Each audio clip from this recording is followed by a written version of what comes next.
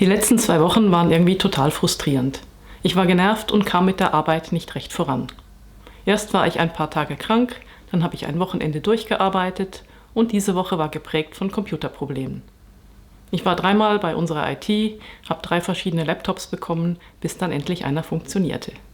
Zum Trost öffne ich heute einen Adventskalender, und zwar den Harry Potter Kalender von Lego. Dazu erzähle ich, was in der Bibliothek so läuft oder eben nicht läuft. Falls ihr euch jetzt fragt, warum Harry Potter? Es gibt weder von Playmobil noch von Lego eine Bibliothek. Nur eben in dem Set Dumbledores Büro ist unter dem Büro ein Teil der Hogwarts-Bibliothek enthalten. Vielleicht lässt sich diese ja mit ein paar zusätzlichen Figuren aus dem Adventskalender bevölkern. Diese Quidditch-Reifen erinnern mich daran, wo die Ziele sind. Irgendwo oben in der Luft und wir unten am Boden, aber eben ohne fliegende Besen. Die peitschende Weide erinnert mich an die starken Kopfschmerzen, die ich während ein paar Tagen hatte. Und die Kammer des Schreckens erinnert mich an die vielen verschiedenen Aufgaben. Ich meine Frustration rührt auch daher, dass ich das Gefühl habe, dass es unrealistisch ist, alles in einigermaßen guter Qualität erledigen zu können. Und jetzt höre ich mich schon ein wenig an wie Myrtle. Wenn ich es mir nämlich recht überlege, fingen die Computerprobleme an, nachdem ich der Personalabteilung geschrieben hatte, was ich von ihrer Excel-Zeiterfassung halte.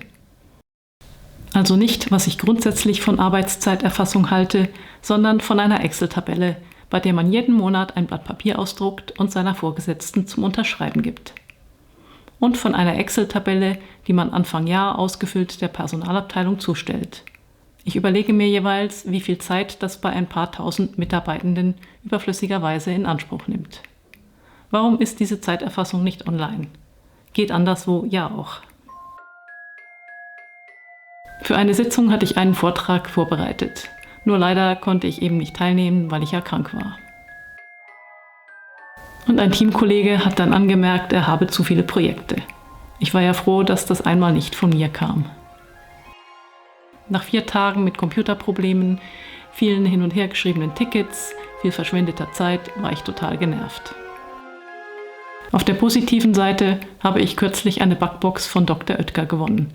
Die ist nun eingetroffen und ich habe gleich losgebacken. Dies gehört insofern zur Bibliothek, als meine Kolleginnen den Kuchen dann essen durften.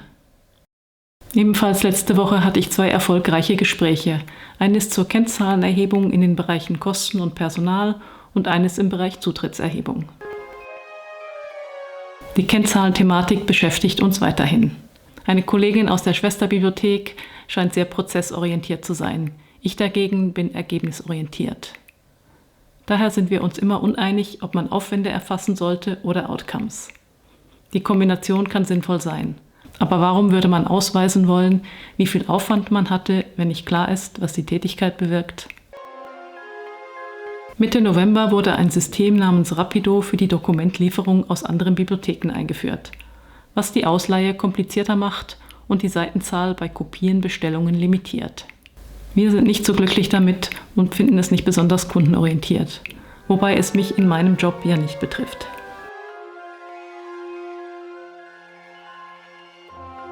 Auch machen wir am International Games Month mit.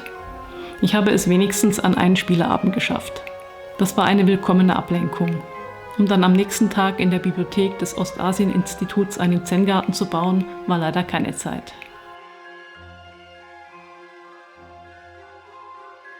Zusammengefasst haben wir also immer mehr Arbeit. Die Arbeit wird komplexer, aber alles soll kostenneutral geschehen, also mit gleich vielen Mitarbeitenden. Einerseits befinden wir uns in einem laufenden Betrieb, andererseits im Aufbau und schon wieder sind die nächsten Projekte geplant. Und von außen gibt es auch ständig Änderungen, wie erwähnt zum Beispiel im Bestellprozess oder am Webauftritt. Nun hatte ich aber wenigstens Spaß beim Basteln und hoffe, dass es nächste Woche wieder ein paar positive Erfahrungen bei uns gibt.